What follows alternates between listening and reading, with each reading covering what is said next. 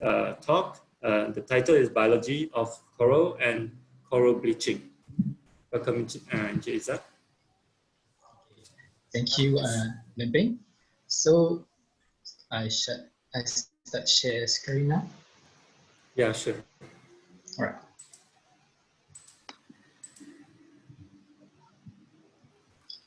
Right. So as the title goes, biology of coral and coral bleaching. So this is our talk today, and when I'm working here in Langkawi, over the time I'm actually realized actually a lot of us still doesn't know about corals, or if you heard about corals, we don't truly understand corals actually. Okay, and that's why today I'm going to highlight what are corals, why they are vital, who they are predators, and if we can do something, what action we need to take in order to help corals. So those are the questions we're going to discuss or answer today. Okay, and about coral bleaching, this event is actually happening even nowadays, right now, and it's not just here in Langkawi, it's actually globally, everywhere, including the Great Barrier Reef in Australia also affected actually coral bleaching. Okay, so let's start with coral reef. And normally when we say coral reef, lots of us, this is goes into our mind. Am I right? Am I correct? Right? So this is what coral reef should be. Very colorful, vibrant colors, hundreds of fishes teeming with life. So this is our dream coral reef. Okay, this is our dream coral reef. But in reality, not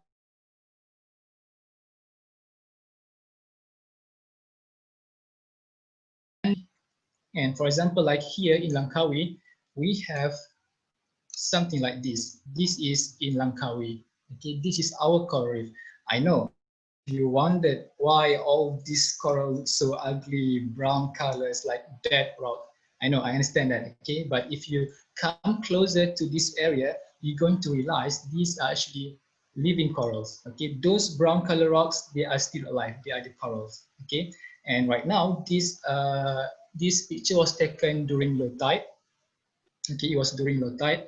And this area, our coral reef here is called fringing reef, meaning that from the beach, they have a very gradient slope, okay, slowly decreasing. And then at one point, they have like a slope going down to the ocean. So this is called fringing reef. And this area where it exposed right now is actually shallow, very shallow. In general, it will be around 2 to 3 meters only, probably 3 meters, okay, according to the tide level. So down to the ocean. So this is called fringing reef. And this area we good? Okay, so this is our coral reef, okay? And if you ask me, if you want to know, or if you want to learn about corals, we need to go closer to the coral itself, okay? Maybe you can't come to Langkawi. That's why I'm here. I want to show you how coral looks like from very close distance, like really close, okay? So in general, people might be confused. They always ask us, what are corals? What are corals? Are they plant? Are they rock? Okay. And if you ask me, I will describe them. These creatures, they are very unique one. They do have both characteristic, bit of plant and bit of rock characteristic. Okay. And yet they are none of them. They are not plant. They are also not a rock. They are living creatures, belong to Cnidaria group. Okay, and like I said, if we want to know about corals, we have to go really close to them. So from this slide, can you see actually the subject here is very big. It's like a mini table shape, round shape, and it's about 30 centimeter in diameter. Okay, if you go really close into the red box there, you're going to realize you get to see so many small flowers growing on it. Okay, so many small flowers like here. But if you truly observe, examine the structure here, you can actually realize they have two distinct characteristics which classify them as animals. The first one, they have mouth at the center. Can you show my point? Is it shown in the slide? Yes, yes, we can see the arrow. Okay. Yeah. My pointer, right? Okay, so this is the mouth. Okay, you can see like a slit opening here. This is their mouth. Okay, and corals, they also have tentacles. So the surrounding here, these are their tentacles. Okay, and these two characteristics give them the animals category. And if I ask you between plants and animal, who do having the mouth actually? Which one having the mouth? So I think that's very simple, right? We're going to know the answer, of course, animals. So that's why I said if you want to know about corals, we have to go very close to them. So this is the characteristic tentacles and mouth. They have these features on their body. And if I want to... Sorry, please continue. Okay, so if I want to summarize what corals are, I would say like this. Corals are actually small living animals that live in big numbers, okay? And each small flower I said just now, it is actually known as polyp. You can see from the left photo here, this is actually flower coral. Okay, one single animal, it is called as polyp, okay? And why I say this coral, this animal have rocky characteristic, that is because they have skeleton. Okay, this animal do having their own skeleton, and their skeleton is actually made from calcium, same like our skeleton. Okay, it is same material. And this animal, they do not live alone. Inside their body, you get to see this brown color dot inside the polyp here. Okay, those are actually another living creatures. It is actually called algae. Okay, this is the algae. So this algae is actually plant cell, just like the trees, just like the flowers, okay? And this algae need the sunlight to grow or to live. And that's why this coral need to be in shallow waters and also need the sunlight to live, okay? Because whenever they get the sunlight, actually inside the body, this algae continue to work, okay? They continue to work, undergo photosynthesis, and the product from the photosynthesis is given to the host, which is the coral. So that's why I describe them. These are actually living animals that have rocky characteristic and also plant characteristic. Yet they are definitely an animal. Okay, they are living animals. So this relationship between the algae and also the coral, two different organisms that live with each other, it is known as symbiosis. Okay, meaning that two animals living together. So there are three different types of symbiosis. We have mutualism on the left one here, mutualism. The middle one is called commensalism, and the last one is parasitism. I think we are quite aware with this word, parasite, right? We know that parasite always cause harm to someone or to something, okay? But in case for the coral, the relationship is known as mutualism, meaning that both of the living animals, both organisms, they get benefit from each other, okay? And let's take a look, what are those benefits that they do get from each other? For the corals, by having the algae living inside them, they actually gain constant supply of food. Okay, that's why it is said that their nutrient is about 90% get from the algae inside their body. Okay, by having the algae, they don't need to work very hard to obtain food. So they just depends on the algae inside their body. Okay, and that is their big advantage of having the algae. Okay, which is the nutrient or foods. Okay, and the small advantage of having this algae is actually giving them the colors, the vibrant colors that we see: red color, brown, green color, orange color. Okay, so this algae having their own color pigment, and different type of algae having different type of color pigment. So that's why coral reefs tend to be very colorful, right? And what does the algae get in return? First, they get shelters and protection. So they actually use the coral polyp as their home. Okay, and they also gain some organic waste as a nutrient to undergo photosynthesis process. Right? It's just like, imagine that just like human, you rent home, okay, and then you need to pay your monthly payment. Same like that. Okay, that is their payment, which is the nutrients. Got it? Right. And in general, to let you know more about corals, I divide the coral into two different groups or two different categories. The first one, which is on the left column, it is called hard corals.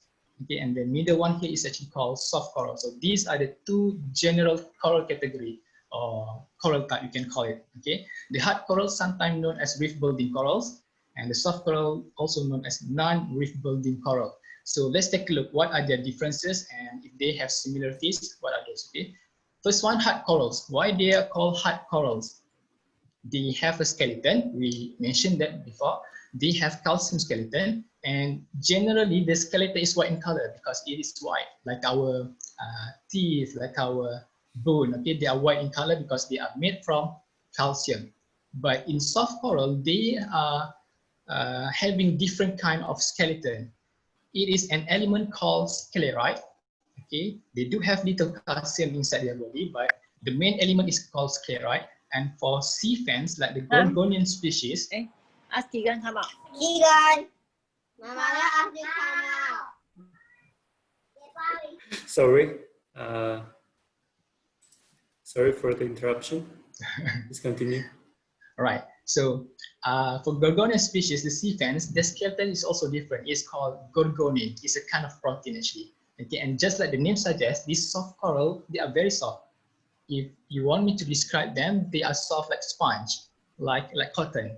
Okay, and because of this sclerite and also gorgonin, they have some elasticity level in their body, meaning that they can bend until certain degrees before it breaks. Okay, for the hard coral, they are very solid, just like rock. Okay, and next one about the polyps. Normally, hard corals have 6 tentacle polyps, and it often in multiplies of 6, meaning that 6, 12, or 24, and goes on 32. Okay, those are the numbers of the tentacles in the polyps. And this polyp is also known as retractable polyp. If you do not understand what is retractable, this is the photos here. Up here is the normal condition, the normal situation of the polyp. But if something disturbs them, they can actually pull inside their skeleton towards the towards inside the skeleton. Okay, and this structure is actually called sclerite. I'm sorry, corallite. Yeah, this is corallite, like their house where they are staying. Okay, and this is retractable polyps. For sea fan, they have about 8 tentacles polyps. And normally, like I said just now, the coral, the hard coral, they have zooxanthellae, or the algae, the one who give them the food. But for soft coral, some of them, they lack this zooxanthellae, or the algae just now. Okay, not all of them having the algae inside.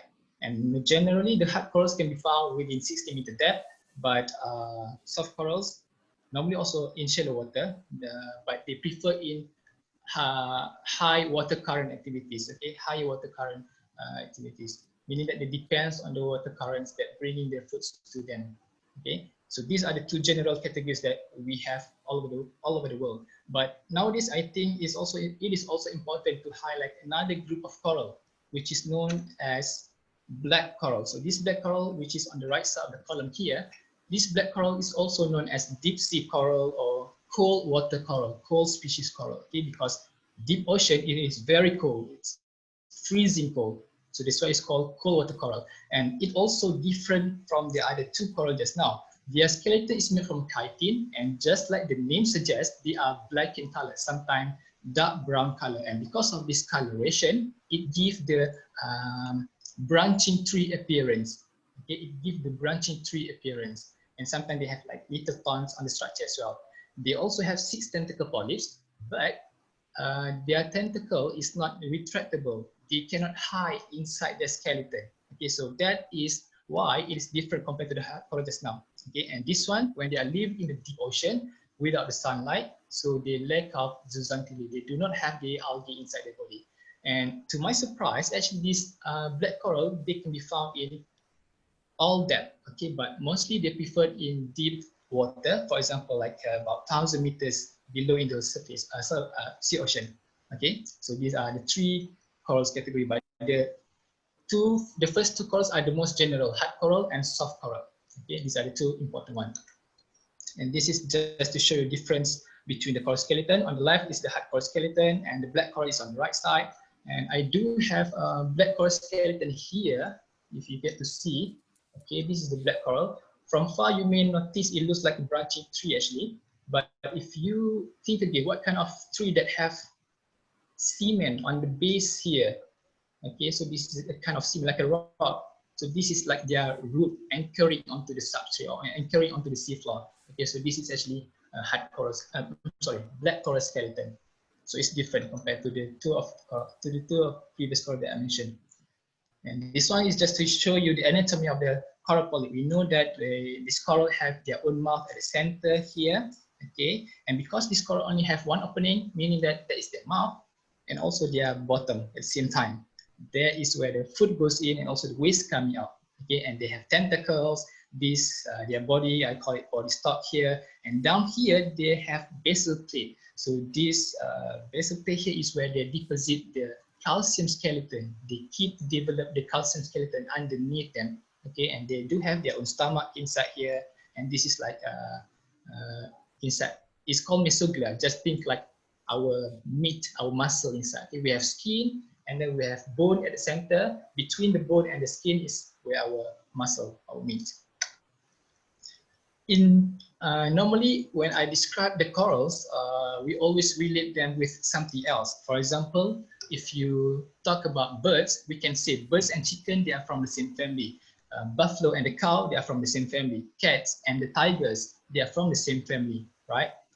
But in corals, for corals, normally I will say they come from jellyfish family. Okay, they belong to the jellyfish family. But in biology, we don't call jellyfish family. They have special name. And if you remember, there's a word just now called Cnidaria.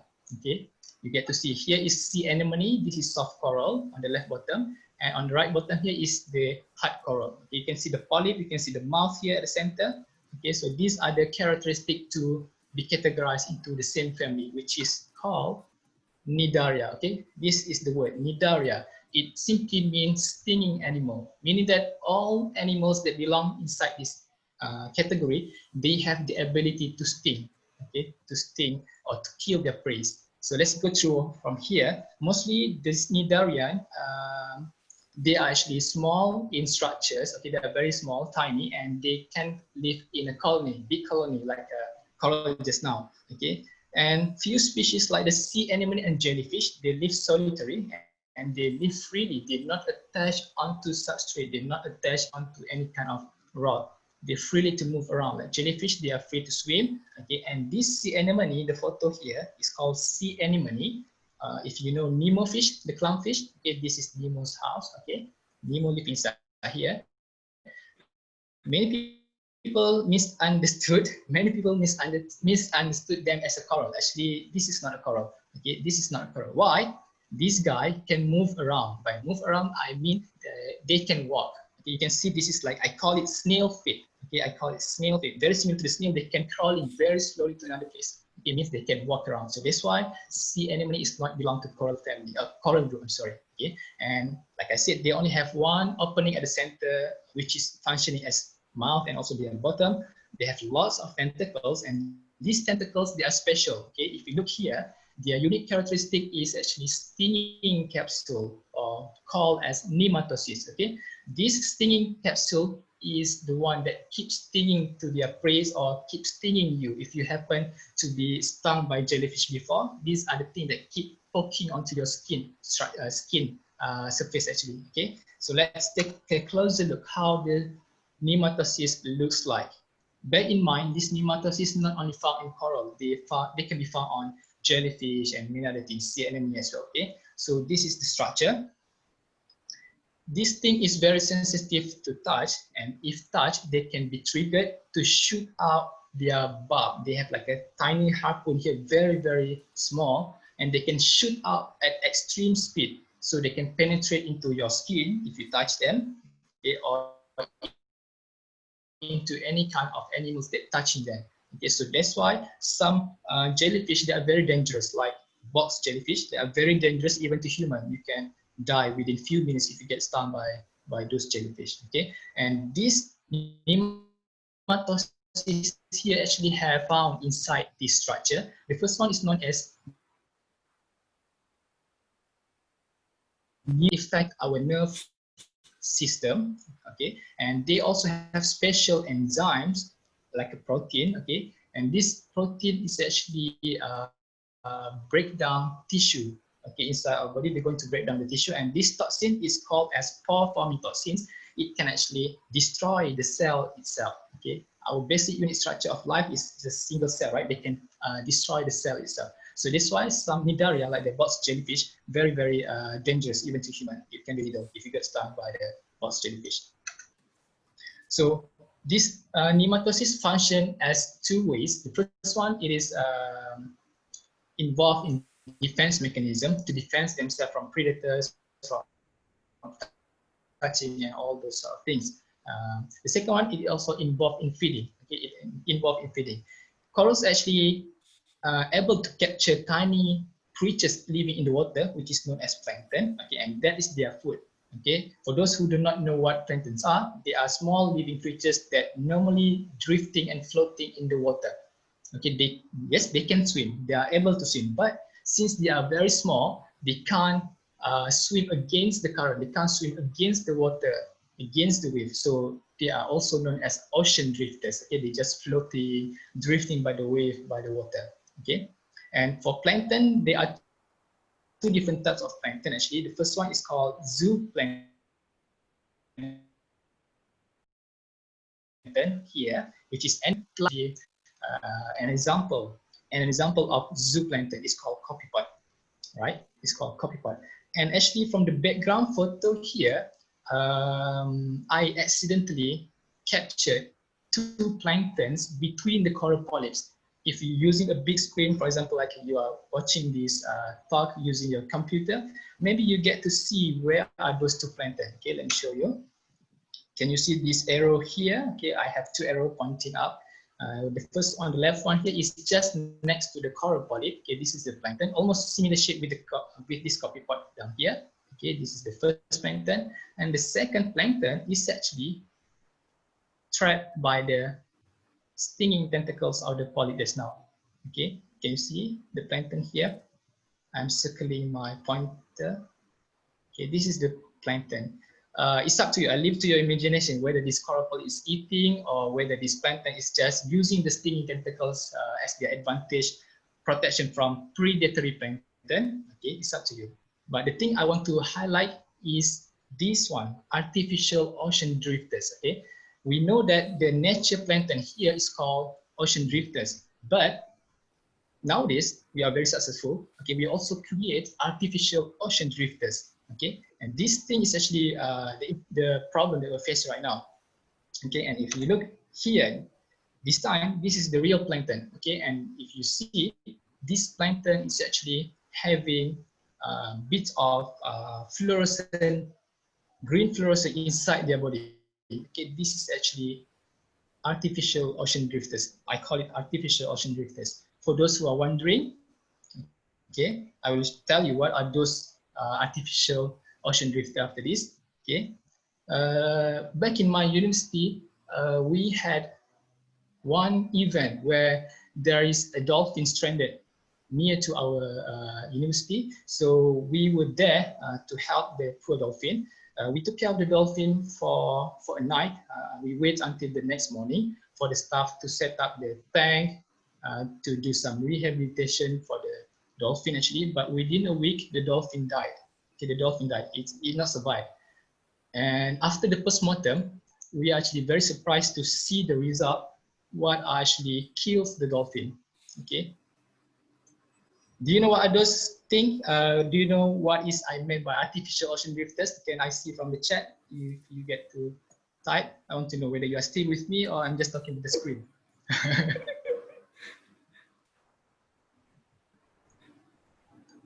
All right. If you don't know the answer, this is it. This is what inside the poor dolphin's stomach. Okay, and this is real. Okay, this is real. It was about 4 kilograms of plastic rubbish inside the dolphin's stomach. So that's why this dolphin is starving. He cannot eat. Okay, and even though the staff, the Sabah Rangers, they try to force feed this dolphin. Okay, they force feeding this dolphin, but this dolphin after a while they throw up back their food outside. Okay, because the stomach is filled with this plastic. Okay, and lots of plastic sheets and including 6-meter tape line. Very difficult, very hard to imagine how this dolphin able to consume all these things actually. Okay, and this is dolphin is actually short fin pilot whale. It's called whale, but it's actually dolphin family. Okay, and the one that died from this event was juvenile, about 3 meters long. But in the wild, this guy can live about 40 to 60 years, depends on the gender. Okay, so only God knows how many of these animals have died in the ocean. Okay, because once they die, they just go sinking to the ocean bottom, ocean floor, and nobody knows. Right, so this is a problem right now. Right, so how about reproduction? Back in school, for biology students, they love this topic, actually reproduction. Right, so in marine animals, there are two ways of reproduction. The first one is known as asexual, and the second one is known as sexual reproduction. Okay, the most common way is they do reproduce actually through asexual. Asexual meaning without boys and girls, by themselves. Okay, and sexual requires boys and girls. It actually requires sperms and eggs. Okay, so that is what sexual reproduction means, and asexual without sperms and eggs. So there are, I just listed two ways of asexual here. The first one is called budding. The second one is called fragmentation. And for budding, there are two types actually. It's called intratentacular and also extratentacular budding. I will explain about this later. Okay, but for the sexual, I just focus on the broadcast spawning. Okay, broadcast spawning. You can also see actually the background photo here is showing budding of the mushroom coral. This is a very small mushroom coral. Right, so let's start with the budding. So this intratentacular budding, I just simply call it as splitting. Okay, you don't have to read the definition. Just remember, this is splitting or dividing. Okay, start from the bottom here. This single polyp start to elongate the body. Okay, they become like pulling at each side. Okay, and then after that, they start to form another mouth. Okay, they have two mouths now, and then this body start to pinch off, separate, become two different polyps. That's how asexual reproduction goes. Okay, and this is a photo showing that this polyp here should be one structure, one cup only, one round shape, but it having those weird pinch at the side. So there is actually reproduction taking place. Okay, asexual reproduction, dividing, splitting. Okay, and the extra tentacular budding is actually just like new tree suddenly growing up. Okay, if you have a plant, you plant your flower inside a pot, and suddenly next to the flower have grass growing, have weed growing. So that is extra tentacular budding. Okay, means that this new young polyp grow from the base of the polyp, not within from the polyp itself, not splitting. Okay, just a new one suddenly growing up, and you get to see in the middle here. This guy is very small, while the other they are very big in size. Okay, this is new young polyp actually. And for the mushroom corals, they also have a unique reproduction base actually. Just before the mother coral die, okay, down here you can see that mushroom coral. We call it mother coral. Okay, so just before this coral die, she start to budding of new baby coral. Okay, new babies coral. Actually, lots of them. Okay, these are all the new baby coral that growing on top of the dead mushroom coral skeleton. All right. This coral, we found it was buried under the sand halfway. It's actually like a round shape. Mushroom coral is a round shape. Okay, and part of the body is actually buried into the sand, and these are on top of it. I mean, the young babies here growing on top, which is not under the sand. Okay, now sexual reproduction. This one here, this event is very special because nobody knows when it's going to happen. Even scientists cannot truly predict when sexual reproduction of the coral will take place. Okay, the first one, coral will start to produce their gametes. It's either sperm and eggs, and this condition will be, this phenomena is actually triggered by like lunar cycle. Okay, the moon phase, the tide level, the temperature. Okay, and nobody knows what are the real factors that trigger this event actually. And then all this coral suddenly release those eggs and sperms into the water. Okay, and during this time is feeding frenzy. Okay, they release trillion of eggs and sperm into the water. Okay, and for all marine invertebrate or fishes, this is heaven.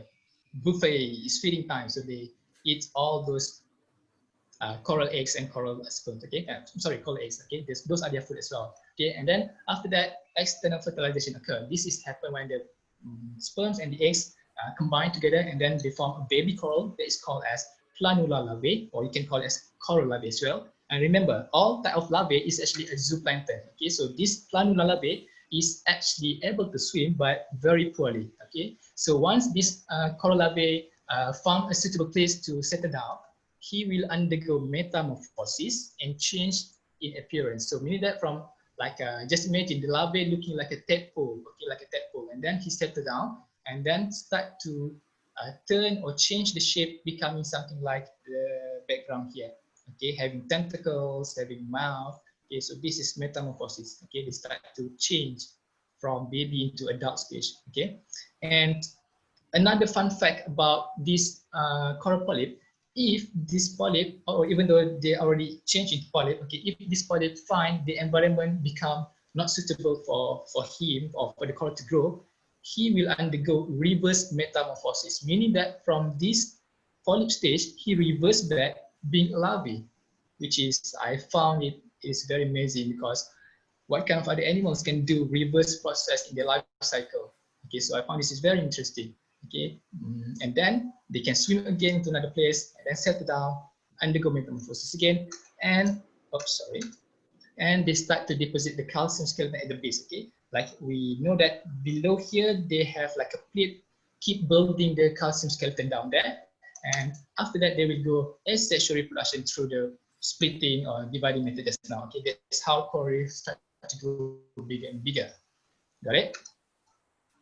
This is just a photo showing to you coral spawning. Actually, just before the spawning take place, each individual polyp here, they actually like standing out. Okay, for example, the normal state, the length is about 1 centimeter, but when it's about to release the sperm or eggs into the water, they tend to grow a little bit longer, up to 2 or 3 centimeter. This is from my observation. Okay, and start to release all those sperms and eggs into the water. Okay, I just happen to be lucky to see this individual polyp here spawning actually. And this is just to give you like a whole idea why we can't say the sea anemone is coral, why jellyfish is not the exact word to describe what corals are.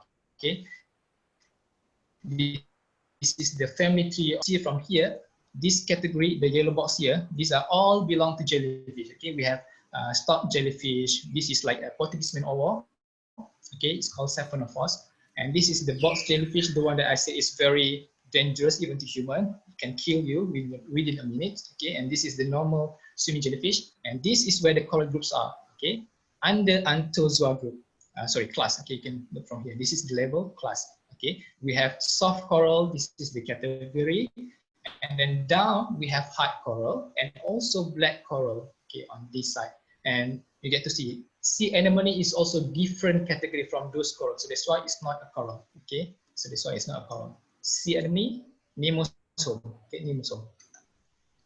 Now we go to the importance of coral reef. Actually, this is very easy. I think the major importance of this coral reef is actually as a habitat. Okay, is place a home for lots of marine creatures. Actually, is as a shelter, as a feeding ground, spawning ground, not just fishes. Lots of other different animals. Okay, and also as our resource. I know like our place here. Okay, it can generate economic income through tourism, through like a fishing industry, all those kind of things. And it also acts as our food source. This is where we get our protein. And because technology keep advancing throughout each year, lots of other things has been discovered from the coral reef. Okay, for example, like there's lots of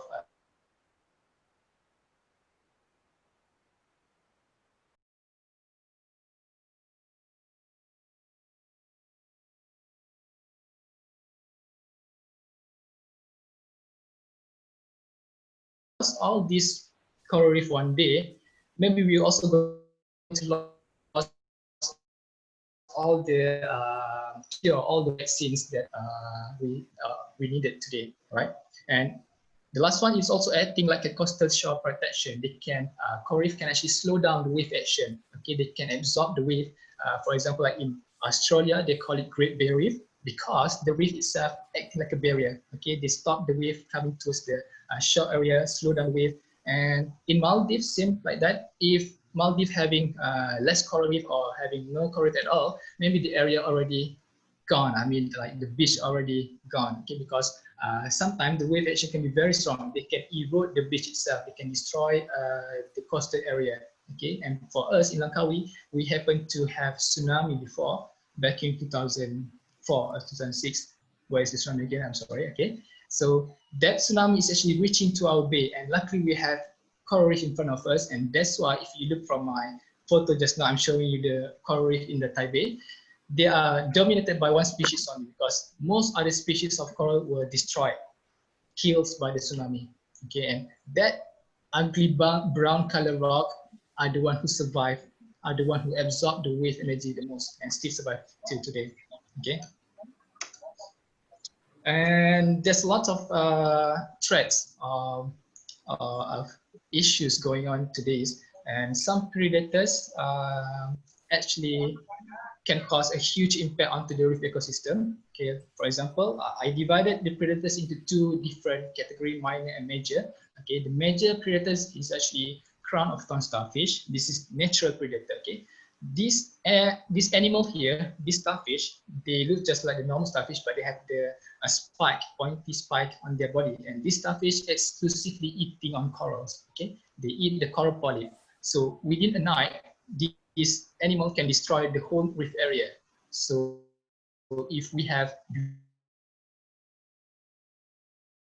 only local people or NGO scientists, they will go down diving, collect all these crown of thorn starfish, okay, because they can kill the whole reef area just in one night. Same like Drupella snails, okay. Drupella is also exclusively eating the coral polyps, okay, and this is minor parrotfish and butterfly fish. They do picking up coral polyp from time to time, but I think their advantages is more greater than this disadvantage of having these animals inside the reef ecosystem, okay.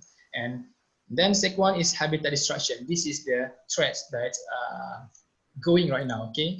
Human activities like boating, anchoring, fishing net, dragging the fishing net down at the bottom, destroy all this reef actually. And long time ago, people used to fish bombing. They use bomb to fish. Okay, they use bomb to fish. They use poison, cyanide, to kill the fish. All right. So these activities is actually destroying the reef as well.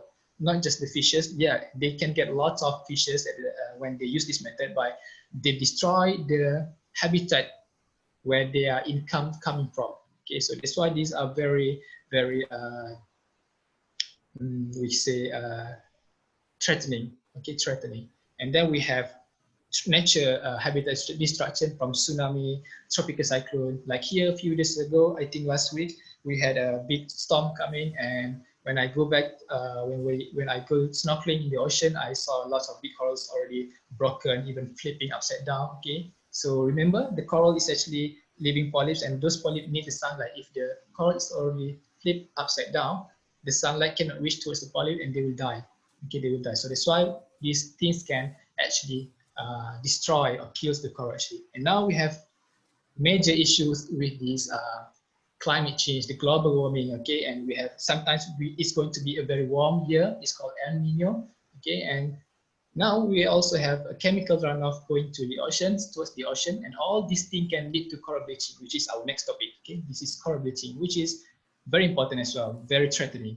And also, ocean acidification means that the seawater becoming more acidic from years. Okay, over the years, the seawater becoming more acidic, and this is a problem because many creatures like the coral itself, they need to build calcium skeleton, and if the seawater becoming more acidic, those calcium will be dissolved into the seawater. They can't build their skeleton, they will die. Okay, so that is also another issues we're facing today. So move on to our next topic, which is called coral bleaching. Coral bleaching, just like the words suggesting, actually they they lose their colors and turn to white. Okay, and why the coral turn to white color? Because the skeleton, remember, the skeleton, which is the calcium skeleton inside, normally is white color, and that's why they turn to white color. They're not turning to different to other colors. Okay, and this is happening when the algae inside the body ejected up or coming up, expelled from the coral polyp. because remember, the algae are the one who give the colors inside the body just now. Okay, so once the algae living inside the body, they lose the colors, but most importantly, they also lose their food supply. Okay, meaning that this coral going to starve. They're going to starving, and eventually, if the seawater is not returning back to normal, they're going to die. Just like that. Just like that. You get to see from here, this is a flower coral species. The natural color is like red color, but suddenly we have one white patches here. So this is coral bleaching. Okay, and coral bleaching, there are many factors that can actually leading to this. Some of them like temperature, pH level, salinity, and sunscreen. These are amongst the factors that can trigger coral bleaching. But let's just focus on the temperature. Okay, temperature is the main factor that cause or leading to coral bleaching. Okay, whenever the seawater is warm, it actually leading all this coral to eject up their algae inside and become starved and die. Okay, so that's why coral bleaching is often related to global warming, climate change, right? And what people, that one, global warming, I think most of the people already aware. Okay, but one thing here, sunscreen, these are what people less aware actually, okay? And this is also something that I want to share with you. Sunscreen, inside the sunscreen, there's an element called oxybenzone. Actually, if you go through the list here on the left side, okay, there are lots of chemicals, harmful chemicals, toxic chemicals, okay, that can be found inside our product, daily product. One of them is the sunscreen, okay? But the most common component or compound that found within the sunscreen is this two yellow color here, oxybenzone, and also octinoxate, okay? So this oxybenzone is actually a petroleum-based sunscreen. I'm sorry, it's a kind of petroleum, and it is found in many other products like shampoos, lip balms, and many other things, okay? But new study has shown that this oxybenzone is very, very toxic to the corals. They are very toxic to the coral. You just imagine one tiny drop of oxybenzone into a 6.5 Olympic-sized swimming pool. Not just one Olympic swimming pool, 6.5 size Olympic swimming pool, enough to destroy or enough to lead coral bleaching, to kill the coral. Can you imagine how serious is that? Okay, just one single drop. And imagine somewhere like, for example, Hawaii, very famous place, and many people goes there wearing the sunscreen, go swimming in the ocean. And this ocean is not static. They are related throughout the planet, okay? The water keeps flowing. So if you throw rubbish in from Malaysia, those rubbish might end up somewhere else, in Australia perhaps, in Japan perhaps. Same like sunscreen, okay? And whenever you go to the beach, you're wearing sunscreen and you go swimming, all those chemicals will end up inside the ocean system and eventually kills the coral. This is the effect from the sunscreen actually. They start to cause damage on the DNA of the coral itself, okay, failure to reproduce, harder to heal from wounds, okay, and the coral start to bleach, okay, losing the algae, starving, leading to death, right? So that's why this is very important. And not just that, if you go through, if you go to this website here, it's called hereticuslab.org. Okay, I strongly suggest you to go to this website. This is the company, this is the organization that do this chemicals research. Okay, they are very aware that this oxybenzone is dangerous to the coral. Okay, and you can also visit this Facebook page, Oxybenzone Free Worldwide. Do check the posts, the photos, and trust me, you're going to be very surprised. The effect is not just towards the marine organism. It's going to affect human as well. Okay, so you might want to screenshot this to name here Hereticus Environmental Laboratory, screenshot, or you can revisit again this one. Okay, I strongly suggest you to go to this page and also Facebook site here. So like I said, it's not just affecting the coral, it's also affecting the algae, the green algae, which is like a seaweed, all those things, okay? Also decreased fertility and reproduction in fishes, the change mating behavior of the fishes, and the problem is that this sunscreen or those chemicals just now can be transferred into our babies, into young one, okay, like the dolphin here, okay? If the mom here already exposed to the sunscreen for a long time, and those sunscreen can actually be absorbed into the body and transferred into the new baby, Okay, and down here you can see some of the other suggestions that you can practice if you do want, if you try to using sunscreen. Okay, I also strongly suggest you to use all this method. Use use umbrella, use a hat. If you go swimming, if you're worried about the sun, skin cancer, all those things, use long swimming suit. Okay, the one that have UV protection. And plus, this long swimming suit, it cover all your skin. If you're swimming in the ocean and if you happen to find jellyfish, you already protect yourself. Okay, you won't get hurt because the tentacles will rub onto your clothes, not yours, direct to your skin. So it's two protection just by using the swimming suit. Okay, and this is, I already said, they also alter the mating behavior of the fishes, causing the baby fish start to die in early stage of development. Okay, and new study also shown that for human, if you keep using this product, actually, like I said, it can go into our body and inside our urine as well has been tested.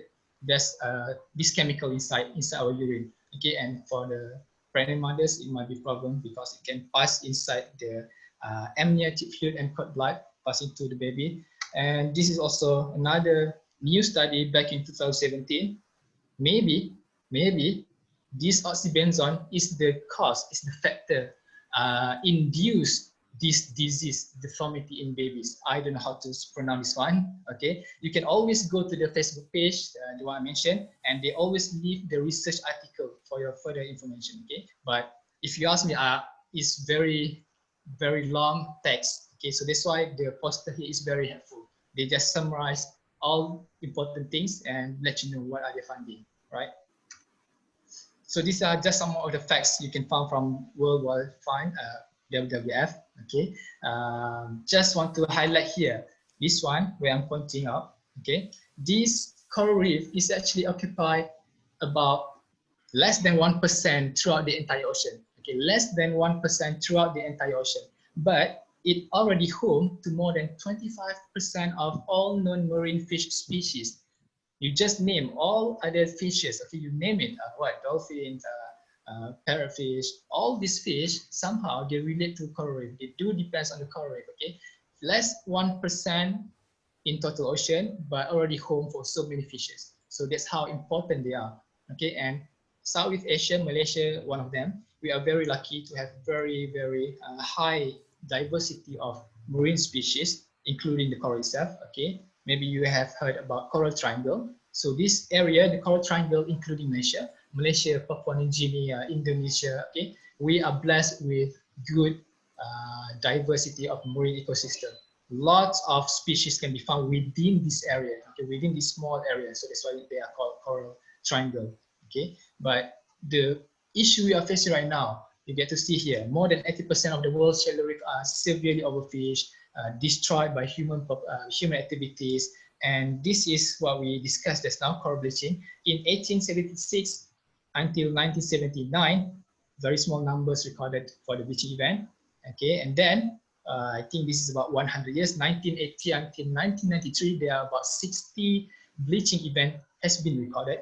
But just in 2002, there are more than 400 events of bleaching were recorded. Bear in mind, these are the ones who are recorded. I'm sorry, these are the ones that were recorded. Okay, I believe there are many other events that were there was recorded here. Okay, now we are in 2020. Who knows what are the real situation out there right now? Okay, we already lost 27% of the world's coral reef, and if this trend is allowed to continue, we're going to lose all the reef maybe within 30 to 50 years from now. All right.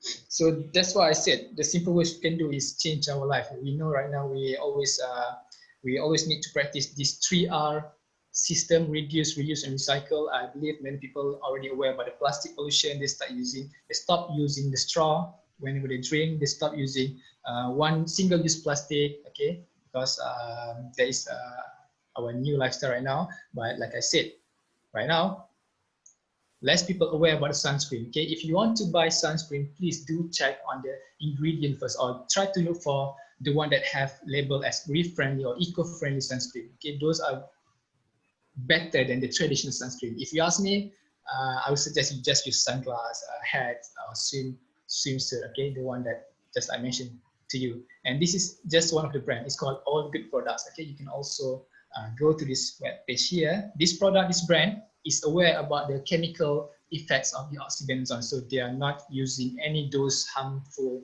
toxic inside the product. So they use mineral-based product. Okay, and how to save the coral? Actually quite easy. Do involve with the beach cleaning, underwater cleaning, and like us, if you have opportunity to do some coral planting, go try do that one. Okay, because coral planting is very easy. It is very easy. You're not just helping the coral. You're not just helping the people who do this work. Okay, you are helping our future generation as well, right? Because what we have today is not belong to ours. We borrowed from our future. We borrowed from our grandchildren, right? This is the things that we need to keep. We need to preserve for our future. These are some of the ways you can look for it. This is from National Ocean Atmosphere Administration and NOAA. Okay, like I said, if you use sunscreen, check the ingredient first. Okay, check the ingredient. Do not use the one that harmful to the reef. And whenever you go diving, snorkeling, swimming, diving, snorkeling is fine, no problem. Without sunscreen, of course. Second one, try not to touch the things you see inside. Okay, do not touch anything. The best practice ever is actually leaving everything untouched. Okay, because you don't know. If you touch that thing, whether it's poisonous, whether there are something very dangerous creatures hiding between the coral, things like that, okay, it might danger to you, okay, it might pose danger to you. And plus, if you keep touching the coral, we might transfer some of our bacteria from hands here towards those animals, towards the coral, and giving some new disease perhaps. Okay, so that's why these are some of the ideas, ways to protect coral. Practice safe boating. Do not anchoring into the coral reef area. Go to the sandy area first, right? And in Andaman, we do this. It's called coral planting project. We actually recycle from the dead coral skeleton. Okay, we've been affected by the tsunami. Lots of coral broken died. So we collect all this broken dead skeleton. We change and turn it into a base like this. Okay, we call it mini arm, mini artificial reef module. Okay, so this base will be used to plant new living corals on it, right? This is how the base looks like. This is, we do it inside this just by digging from the sand actually. Okay, you can see this is dead coral skeleton. We mix with the concrete cement. This is the bucket I mentioned to you, okay? This activity sometimes participated by many other different companies and also different school students coming here from Singapore, from Japan, from Kuala Lumpur as well, okay? And these are the process of preparing the coral fragments. We actually often going out to find broken living coral, okay? Just now we use broken dead coral as the base. Now we find broken living coral, okay? They are still alive but broken from the seafloor. And then we cut them, we take the living part only, okay? And the way we're touching them is also from the side because this is the skeleton. The living part is on the top here, like this one, okay? The animals, okay? These are where the polyps. All the polyps right now, they are hiding inside the hole. Okay, they are hiding inside each hole here. So one hole is actually one single animal. So you can imagine how small are they, okay? And for the branching coral on the left side here, normally we do about 5 centimeters long. And this is how it looks like after we glue them. We use glue to stick these coral pieces onto the artificial model just now, okay? And after that, we go to the ocean. Actually, first we keep inside our coral nursery. We have a small pond. It's called coral nursery where we nurture, where we growing this coral, okay? And then after about 3 to 5 months, we go into the ocean, putting this inside the dinghy boat. This is how it looks like. Okay, you can see all the concrete here, the base, the mini arm with corals on it, okay? And we transfer, oh, sorry, this is just to show you the size, the measurement, okay? If we are using branching coral, it normally about 5 centimeters long, okay, like this one. You can see also down here, the white color thing at the bottom of the coral is actually the glue that we are using. This is the Goniopora, our main species of coral planting, the flower coral, okay, on the left bottom here. It's about 2 by 2 in terms of size. And then we go something like this, okay. We use floating, and then we use a bucket, and we manually put between living corals within our bay. You just saw how our bay looks like, right? So some of the area is actually empty. So we need to snorkel first. We need to check where is the good place to put. We do not want to put this heavy concrete on top of another living coral. You're going to destroy more corals in that way. So that's why we have manually deploy putting into the seafloor, okay? And this is from underwater. You still remember how we start, which is about 5 centimeters long for the branching coral. This is after about 1.5 years or maybe 2 years, we visit back. And this ruler here is about 30 centimeters long. Okay, and this is the base. The picture is not that good because the water during that time was murky a little bit, but this is 30 centimeter length of ruler. You can imagine from 5 centimeters tall, they growing more than 20 centimeter. Okay, so this is only one of the species. It's called branching coral or acropora. Actually, honestly, many places focusing using this species because this one here, they can grow quite fast. Okay, they can grow quite fast. But the one that we are focusing is actually different species. It's called flower coral, flower pot coral. Okay, from the Goniopora species. And this one here is how it looks like from the left view, from the top view. This one already from smaller pieces, you see from the book just now from small pieces, they already grow bigger. They can grow bigger, bigger and bigger and cover the whole concrete block one day, few years after that, right? This is recently put. For the branching coral, normally we don't keep inside our coral nursery, we straight away put into the ocean because they generally require strong water current to live, okay? For the Gonipora, yes, we can try to observe how it goes inside the coral nursery first, okay? Whether we need to do some adjustment or not. These are just some of the photos I want to show you, how it looks like. But like I said, like last week, a few days ago, we had a storm hitting our bay and lots of coral actually flipping upside down.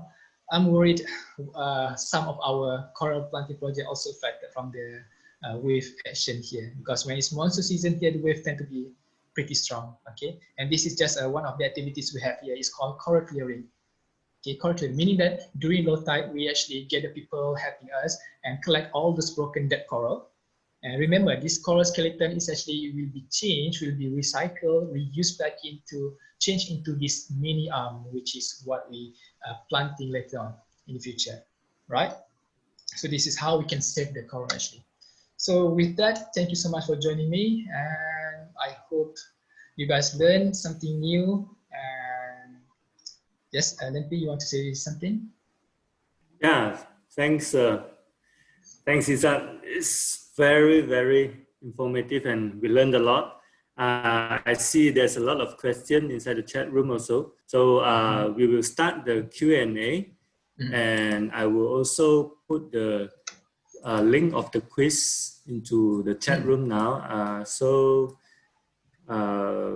we pass to Vuti for the Q&A session. Thank you. Thanks, Limping. Izzat, so the prizes, we have Yes. 5 prizes, is that right, for today? Yes, we have 5 prizes. Okay. So let me show you what is the prize for today. We prepared some kind of water bottle here, okay, and it have a nice Nemo decoration inside, okay, and this one will be given to the winners from the quiz. But if you don't like the photos here, if you think it's too childish because it's Nemo pictures here, okay, I'm planning to give you one of my photo here. I prepared some of my photos. You can look from the slide here. I have few coral photos and many other things. If you want this photo, I think as a token of appreciation for joining my talk today, I will print this out and place inside the bottle for you. Okay, so you can replace the photo with my photo, or you can frame it, do whatever you want. So that's what I'm going to give you. All right, thank you, Izzat. So let us, so the quiz will start now, right, Limping? And we give 10 minutes. Yes. So during this 10 minutes, we have the Q&A. We are a bit over time today. We apologize for that, but we had to keep going because it was very important to understand how sunscreen actually affects the coral. So that's why we decided that it was good to have that knowledge. So we apologize for that. So let's go into the Q&A while people are doing the quiz. Okay, Izzat, first question. Yes. Scuba diving may lead to coral destruction. So what is the best action to ensure these other things won't happen for scuba divers or divers in general? Pardon, what's the question again? What is the first sentence? Scuba diving Mm-hmm. may lead to coral destruction. Is that true? Okay. So what is Yes. so what is the best action to ensure that things won't happen? Yeah, this is why I said we need to change our lifestyle, right? If you go diving, no problem, it's okay, but you have to know what are the ethics, what are the proper ways to dive. Actually, the dive masters or those who are experienced, they should be aware or should tell people before going to dive, you have to not touching anything, be aware where you try to kick or flipping your flippers. And also for those who wanted to go diving, that's why you are required to get the license first, meaning that you already know how to control your buoyancy in the water. You already know how to adjust if something happened, whether you need to go forward, backward, things like that.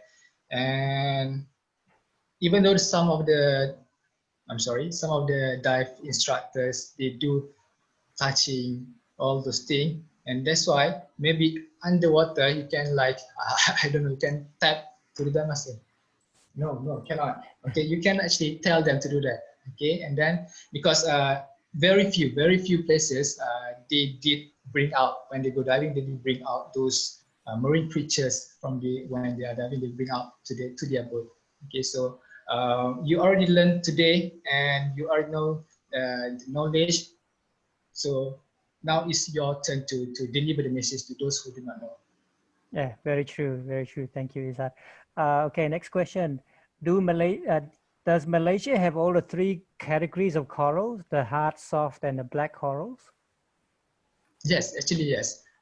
In general, hard corals, I believe we can found all over the place, okay? Because if I want to say, mostly whenever you go, 90% of the coral you are looking at actually belong to hard coral categories, okay? But few of them might be soft coral. And those are the black coral one is actually, like I showed to you just now, this is the black coral skeleton, right? We have it here. So meaning that this somewhere in our ocean, we also have it, okay? And not just here. One of my friends also showed to me to confirm whether it's a black coral skeleton. He found it back in Malacca as well. I think lots of places, Sabah, we have it. Okay, so yes, we have all those three categories of coral. Thank you. This is from Facebook. What is the coral condition in the Straits of Malacca? So the coast, coast. What is your opinion? So if you ask my opinion, honestly, on the west coast of Malacca, I'm surprised we have coral reef over here. Okay, because mainly we know that Strait of Malacca is used as most for the shipping activities. We have many other ship vessels, boating going around this area. And if you want to compare on the east coast is more open water, more open to the ocean, right?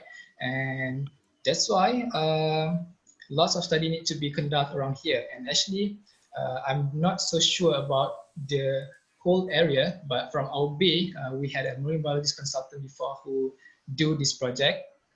It might have, around here, we might have already around more than 40 species of coral. Okay, and his name is Dr. Jerry. So he's about to publish the book, his book regarding the coral reef in Strait of Malacca, actually, and also other parts of area as well. So I'm looking forward to look at the books and to know what are the whole status here for mission. Okay, that'd be interesting. You can send to me, then we will blast it out also into our groups. For those who may want, if it is available for sale, those who want to purchase, they can purchase that. Just for some information as well, I visited in Port Dickson. There's a place called Ikan Heasan. It's actually, they're doing some coral propagation as well. And they are planning to release those corals into the Tanjung Tuan, off the Tanjung Tuan coast. Okay, so yeah, so maybe one day we can arrange a tour, not a tour, a visit to the place, and those who want to join us can join us to see how propagation is being done near your home. But of course, you can always go to Langkawi to see you as well. Right? Okay. I strongly suggest you to participate whenever you have the chance to go. Yeah. Yes, correct. Before they all disappear. So how many times do the corals reproduce? Is there like a certain cycle?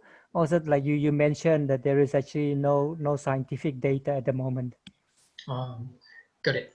For the asexual reproduction, they constantly doing that. Okay, they keep doing that. That's how the coral reef start from small size, getting bigger, bigger, bigger, and many polyps start to come out. For the sexual reproduction, that is the mysterious part. Okay, scientists have been puzzling what is the real factors triggered this event. It's called mass spawning or synchronized spawning. Okay, the one that I said is a broadcast spawning. It's the same thing. Okay, during this time, normally it will happen during full moon. So during full moon, and if the environment condition is right, like the tide level, the water level is right, the temperature is just nice, then they will start to release all those sperms and eggs into the water together. Whole area will do that. Okay, within 1 hour perhaps. Okay, and you just imagine these eggs and sperms. It can be trillions. It can be trillions of them, literally changing the color of the seawater. It might be pinkish in coloration. And this event is normally only happening about once or twice in a year. Once or twice in a year. And which full moon cycle, we can't predict that. We can't predict that. That is the question. Okay, that is the question. Yeah. Okay, thank you. Sponges belong to which category of coral, or is it a coral? Sponges. Sponges is different. Sponges is not really a coral. There have been a debate to say that sponges and coral, which one are the oldest living creatures? Okay, because they some sort of like connected to each other. Some people might say corals, some people might say sponges, but the thing is, sponges they literally have no tentacles. Okay, you get to see sponges have no tentacles. They do have very fine hair, which is you need to go under microscope to see those features. They just filter out the seawater. They just be in the water, filter the seawater. So they're actually different compared to the coral. The coral need the sunlight. Sponges normally they don't need the sunlight at all. They can go into deep water, deep area as well. Okay, so that's why they are not coral. Just like the sea anemone, even though the sea anemone just now is very closely related to the coral, it's still not coral. So it's different. Thank you. You mentioned just now about the storms, the waves that are flipping over the corals, right? Would it be Yes. a good effort if actually after the storm goes away, then all our divers will go into the sea and then flip the corals back? Will that help? They can actually help. It helps a lot actually, but first, if the area is of course affected, after you observe if the area is affected from the storm, that is an alternative we can do actually. Because if you not go into the water, if you're able to flip those big corals back onto their original position, they're going to die. If you just leave them, they're going to die. But the thing is, if you are in the coral reef area, okay, and to flip a big coral underwater, they are very heavy. So that is the things you need to figure out how you want to do your movement. You get what I mean? In the water, it's all different. If you want to punch, also you feel very, very slow. Okay, so underwater is all different. So you need to figure out proper ways to, if you want to do that, yeah, you need to figure like a proper protocols first. Okay. But that's what we do as well. That's what we do. Small one, we just straightly flip outside. Big one, very difficult. Okay. So we heard about global warming and sunscreen being threats to the corals. What about marine debris and garbage in the sea? I guess garbage we already know, right? The plastic, yes. What they call artificial Yes. drifters, yes. Yeah, I call it artificial drifters. Actually, those are what we see. Okay, we found from inside the animal stomach. I believe maybe you have seen one viral video, the straw coming out from the turtle nose before, right? Yes. And many other things. In the ocean, there's it's not condition. There is like something called gyres. It's like a circling water movement. Okay, yes. So this gyres is actually collecting all those garbage, all those plastic pollution, all those things floating into the area, and it literally looks like an island from far away. And this is another thing many people not aware as well, because the one that we found is just 1% of it actually. Okay, and if you do know the deepest part of the ocean, which is I believe the famous one is Mariana Trench. Okay, this deep ocean is also already found plastic underneath, so it's everywhere. I understand. Okay, one last question because we're running out of time. I have heard of advice to apply sunscreen 2 hours before swimming or going into the sea in order to minimize sunscreen's chemical effects. Is there any truth to this? The one I'm not so sure. The thing is, I understand. If you apply sunscreen over the time, you feel the sunscreen already gone, right? Just like I said, it's actually, if you use like the chemicals I mentioned, it goes into our body. It goes into our body. And then after that, if you go swimming, maybe some of them still live on your surface. Still, they can be running out towards into the ocean. Actually, not just go to the beach. Whenever the wastewater, all those things actually end up back into the ocean.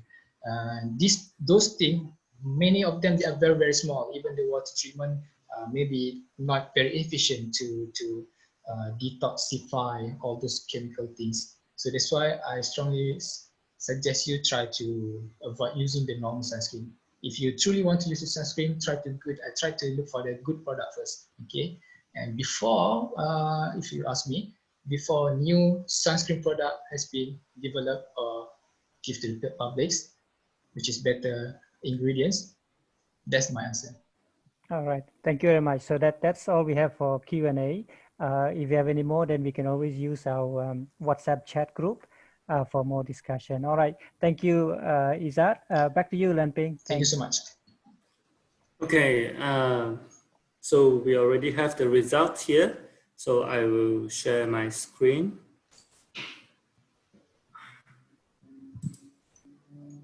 Izzat, you want to unshare? Oh yeah, sorry. Wonderful pictures though, very nice. So I've highlighted the first 5 winners with 10 out of 10. So I read out the names. The first is Nur Al-Farani bin D. Rosli. Second is Yap Ken Wee. Third is Mitraan Katri Kayen. Number 4 is Lu Fui Yi. And number 5 is Liu Yok Moi. Congratulations to 5 of them. They are the fastest 5 that gets 10 out of 10. Okay. So the prize will be sent to them later by Izzat, right? Yes. Okay. Yeah, we will get the address from the winners, and then we'll forward to Izzat to help us ship directly. All right, thank you. Thank you. Okay, so to wrap up, a lot of information today regarding coral. So we know that coral is very important. It is home to 25% of the marine species in the globe. So it's we must, if the coral is gone, then we will lose a lot of marine animals. So it's very important to protect the corals. And Izzat already shared a lot of tips how to protect it. And so that's all. Is there anything you want to add, Putih? No, that's it. That's it from us. So yeah, I think we can wrap it up and then see you all next 2 weeks where we launch our Sungai Linggi Rembau campaign. All right. Okay, thanks everybody for joining us today. Thanks, Mr. Izzat, for sharing. Thank you. Thank you. Thank you, everyone. Thank you. Goodbye. Bye. See you next time. Bye-bye. Bye. See you next time. Bye-bye. Bye-bye. Who's that? Bye-bye. Thank you, Mr. Izzat. Thank you. June Ho. Bye. Okay. Take care. Thanks a lot. Thanks, Izzat. Take care. Thank you. Thank you. Bye. Bye-bye. Very nice talk. Very nice talk. Thanks.